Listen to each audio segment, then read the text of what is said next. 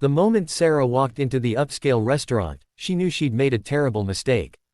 Her best friend Emma was supposed to be here, sitting across from Marcus Chen, the billionaire CEO who'd been set up on this blind date through a mutual friend.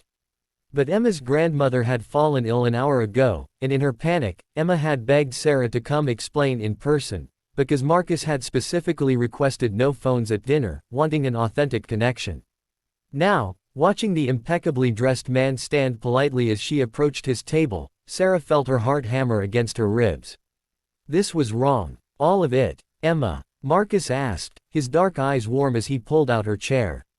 No, Sarah started, but he was already gesturing for her to sit, and the hovering waiter was pouring water into crystal glasses, and somehow she found herself sinking into the chair, her worn canvas bag looking pathetically out of place against the white linen tablecloth. "I'm not the girl you were supposed to meet," she blurted out, her cheeks burning. Marcus tilted his head, and instead of the anger or disappointment she expected, a smile played at the corners of his lips. "Then who are you?" "I'm Sarah, Emma's best friend. She had a family emergency, and she asked me to come explain because you said no phones, and I know this is completely bizarre, but I couldn't just let you sit here waiting." The words tumbled out in a rush. "Breathe," Marcus said gently, that smile widening. "It's okay. Is Emma all right?" The question surprised her. Most people in his position would be focused on the inconvenience, the disrupted plans. Her grandmother fell. She's at the hospital now. That's serious. Please, tell her I hope everything works out. He leaned back in his chair, studying her with an intensity that made her want to squirm. "Well, Sarah, since you're here and I've already ordered wine, would you like to stay for dinner?" "What? No. I mean, thank you, but you were supposed to meet Emma. I'm just the messenger. And now you've delivered your message. But it seems a shame to waste a reservation at the best restaurant in the city." His eyes twinkled with something that looked like mischief. "Unless you have somewhere else to be." Sarah thought of her tiny studio apartment, the instant ramen waiting in her cupboard, and the medical bills piled on her kitchen counter from her mother's cancer treatments. She thought of how she'd skipped lunch again today to save money, and how her stomach had growled embarrassingly on the subway ride here. "I should go," she said, even as her treacherous stomach chose that moment to rumble audibly. Marcus's expression softened. "Please, stay. No expectations, no pretense. Just two people sharing a meal." Something in his voice made her pause. Beneath the expensive suit and the powerful corporate reputation, there was a loneliness she recognized, the same loneliness she saw in her own mirror every morning. "Okay," she whispered. "Just dinner." What Sarah didn't know was that Marcus Chen had spent the last 5 years building his empire while forgetting what real human connection felt like. Every person who approached him wanted something, an investment, a job, a piece of his success. He'd agreed to this blind date only because his sister had practically begged him, insisting he needed to remember how to be human again. As dinner progressed, something unexpected happened. Sarah forgot to be nervous.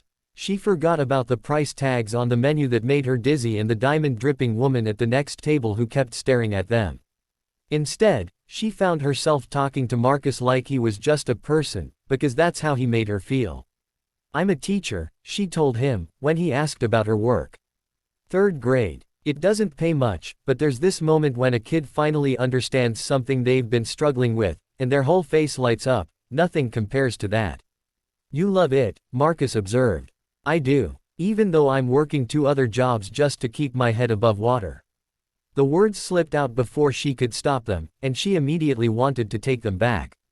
"Sorry, that's probably not appropriate dinner conversation."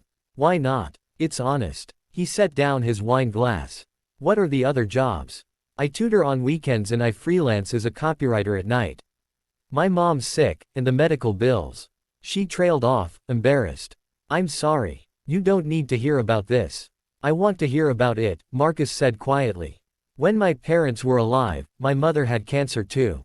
I was in college, and I remember feeling helpless, like I was drowning and couldn't find the surface."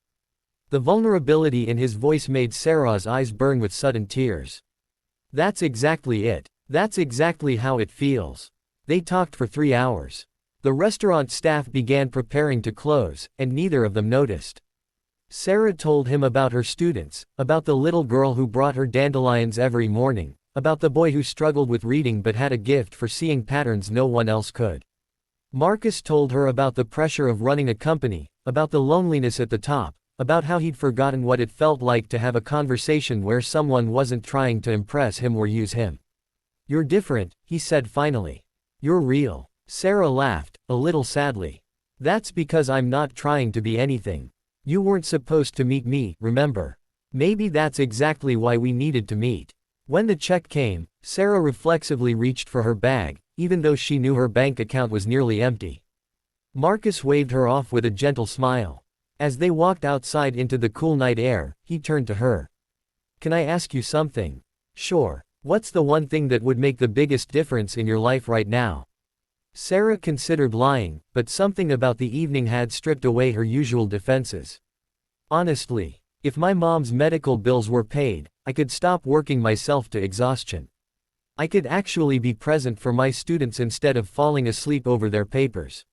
I could breathe." She shook her head. "But that's not going to happen, so I just keep swimming."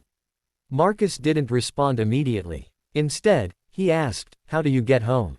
"Subway. Let me drive you." In the car, Sarah watched the city lights blur past the window, feeling like Cinderella as the clock struck midnight. This strange, wonderful evening was ending, and tomorrow she'd go back to her real life. When they pulled up to her building, she turned to him.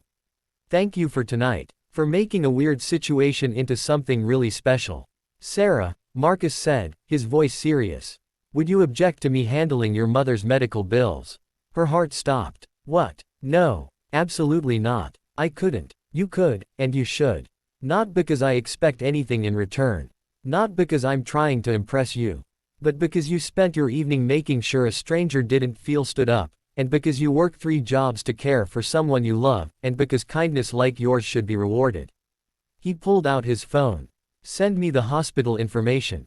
Please." Sarah felt tears streaming down her cheeks. "Why would you do this?" Marcus reached over and gently wiped a tear from her face. "Because 5 years ago, a stranger paid my mother's last hospital bill when I was broke and desperate. I never found out who it was, but I promised myself that if I ever had the means, I'd pay it forward. And because tonight, you reminded me what it means to be human. I don't know what to say. Say you'll have dinner with me again. A real date this time. Not as a messenger or a stand-in, but as yourself." Sarah laughed through her tears. "Even though I'm not the girl you were supposed to meet." Marcus smiled, and it transformed his entire face. "You're exactly the person I needed to meet." 6 months later, Marcus and Sarah stood together at a charity gala for teachers in underfunded schools, a cause they'd started together. Emma, fully recovered from her grandmother's scare, clinked her glass and announced, "I'd like to take credit for this love story, even though technically, I didn't show up." As everyone laughed, Marcus pulled Sarah close and whispered in her ear, "Best wrong date of my life." Because sometimes, the universe knows exactly what it's doing when plans fall apart. Sometimes, the wrong person turns out to be the right one all along.